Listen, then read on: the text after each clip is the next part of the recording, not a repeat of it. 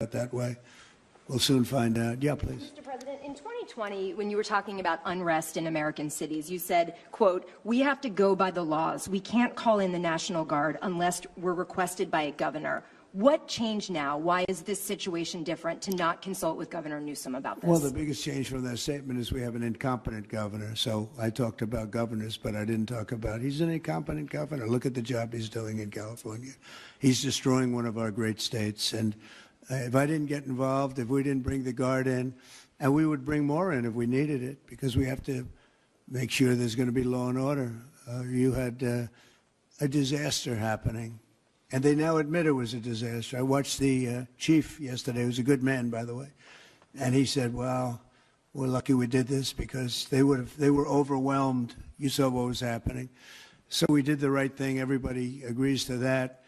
But you have a governor who let the city burn down, didn't want water to be sent down to him. And I sent billions of gallons of water. I wanted to do it in the first term. He wouldn't do it over, I don't know, they have environmental reasons, but there were no environmental reasons. I think it's just a political philosophy. But it's lucky for the people in Los Angeles and in California that we did what we did. We got it just in time. It's still simmering a little bit, but not very much. Yep. And what crime has he committed that would warrant his arrest? What crime has Governor Newsom committed? A crime has he committed? Yeah, to warrant his arrest, as you had I think his suggested earlier. primary crime is running for governor because he's done such a bad job. What he's done to that state is like what Biden did to this country. And that's pretty bad. It's the wrong philosophy. Thousands, hundreds of thousands of illegal immigrants, many of them prisoners. They're taking up your health care. They're taking up your space in schools. They're taking up your hospital.